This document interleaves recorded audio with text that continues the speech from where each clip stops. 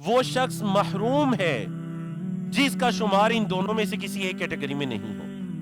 دو لوگ ایک صف میں کھڑے ہو کر نماز ادا کرتے ہیں، کیا دونوں کا اجر و ثواب برابر ہوتا ہے؟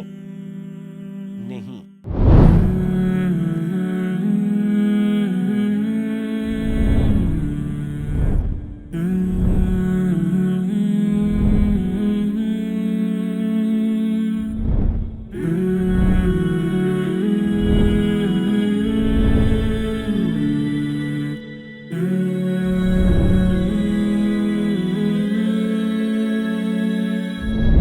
تو یاد رکھیے گا، قرآن کا سیکھنا نہ صرف آسان ہے بلکہ سب سے بہترین کام ہے، بلکہ سب سے۔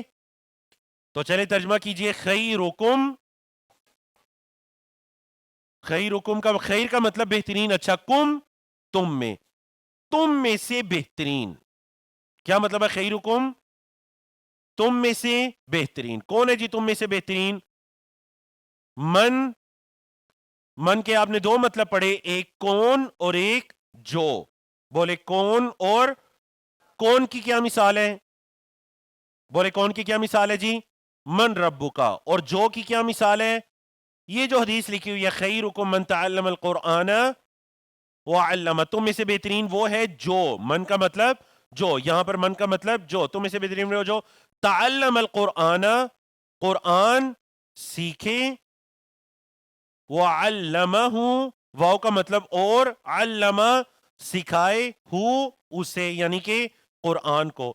تم میں سے بہترین وہ ہے جو قرآن کو سیکھے اور قرآن کو سکھائے جی۔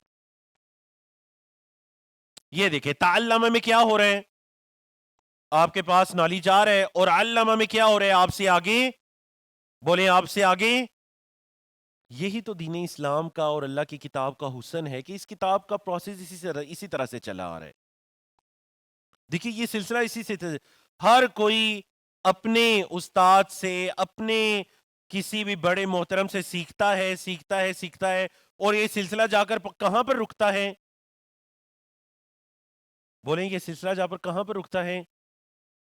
حضرت محمد، اس روئے زمین پر سب سے پہلے قرآن مجید کو کس نے سیکھا؟ بولیں حضرت محمد۔ اچھا، حضرت محمد صلی اللہ علیہ وسلم نے اس قرآن کو کس سے سیکھا؟ جبریل امین نے کس سے سیکھا؟ اللہ سے۔ اللہ اکبر۔ اس لیے کہتے ہیں نا، قرآن جو ہے نا، یہ حبل اللہ، یہ اللہ کی رسی ہے۔ قرآن کیا ہے؟ اللہ کی، بولے قرآن کیا ہے؟ اللہ کی۔ اس کا ایک سرا آپ کے ہاتھ میں ہے اور اس کا دوسرا سرا اللہ تک ہے، دوسرا سرا اللہ تک ہے۔ اللہ اکبر۔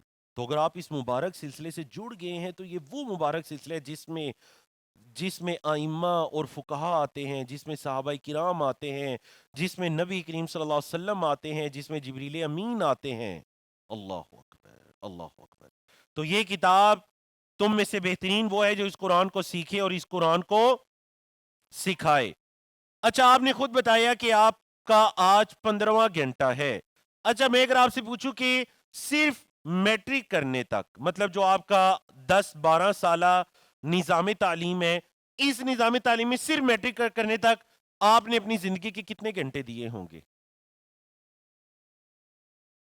کوئی اندازہ ہے؟ ایک مرتبہ ہم ایک کلاس میں تھے تو ایک سٹوڈنٹ ہے، ان کی ذمہ داری لکھائی، انہوں نے گن کر اگلے ہفتے بتایا کہ میں نے بچوں کے ساتھ بیٹھ کر کاؤنٹنگ کی ہے، اس کے اندر سکول آنا جانا، ہوم ورک، ٹیوشن، ساری چیزیں شامل کی ہیں، تو پتا چلا کہ صرف میٹرک تک 35,000 گھنٹے ہم نے دیے۔ کتنے گھنٹے دیے؟ کتنے؟ واللہ العظیم اگر 35,000 کے مقابلے میں آپ 3500 گھنٹے بھی قرآن کو دے دیتے، 35,000 کدھر اور 3500، تو بتائیے ہماری زندگیاں نہ بدل جاتی۔ آج دیکھیں آپ کا 15واں گھنٹہ ہے، آج آپ کا کون سا گھنٹہ چل رہا ہے؟ ابھی 15واں گھنٹہ چل رہا ہے۔ تو انشاءاللہ ہم ارادہ کرتے ہیں جی آنے والے دنوں کے اندر قرآن کو سیکھنے سکھانے سے اپنے تعلق کو جوڑے رکھیں گے، سب ارادہ کرتے ہیں انشاءاللہ۔ اور میں نے کل بھی بتایا تھا کہ وہ شخص محروم ہے جس کا شمار ان دونوں میں سے کسی ایک کیٹیگری میں نہیں ہوتا، اور وہ خوش نصیب ہے جس کا شمار ان دونوں میں ہوتا ہے۔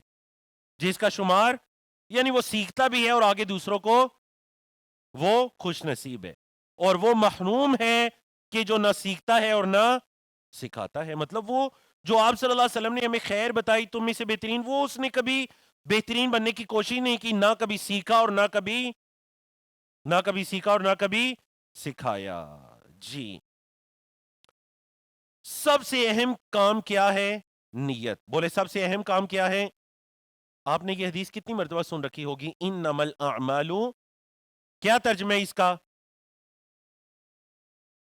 بولے اعمال کا دار و مدار، اعمال کا دار و مدار.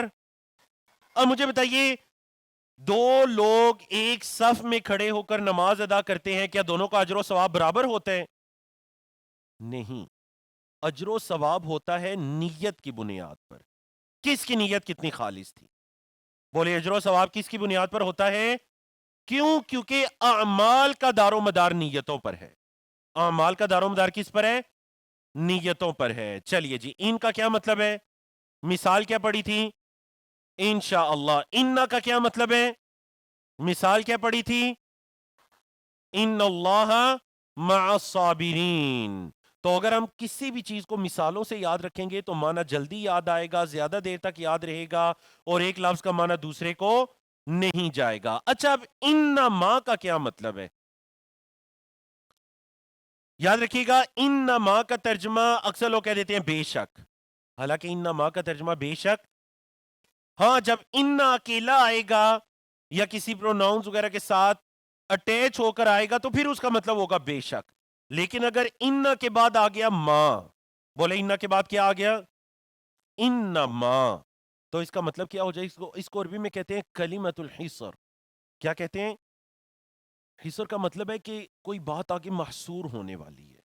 بس اصل بات تو یہ ہے جو آگے ہونے والی ہے. بولے اصل بات یہ ہے جو آگے. اور دیکھیں نا کیا بات ہوئی انما کے بعد؟ بات اصل میں یہ ہوئی کہ الاعمال بالنیات، اعمال کا دار و مدار تو نیتوں پر ہے. اصل بات کیا ہے جی؟ بس بات تو یہ ہے کہ اعمال تو نیتوں کا نام ہے. بولے اعمال کس کا نام ہے؟ نیتوں کا. اعمال کس کی جمع ہے؟ عمل کی جمع اعمال، اور نیات واحد ہے یہ جمع حدیث کے اندر. جمع کس کی جمع ہے؟ نیتن کی جمع نیات. بولے نیتن کی جمع. تو اعمال کا دار و مدار کس پر ہے؟ اعمال کا دار و مدار کس پر ہے؟ نیتوں پر ہے. اچھا، یہ تین الفاظ ہے، دوبارہ ان کے معنی دوہرا لیجئے. ان کا مطلب مثال، اننا کا مطلب مثال، انما کا مطلب صرف بس مثال. انما الاعمال بالنیات. تو الحمدللہ 18A کو آپ نے مکمل کیا.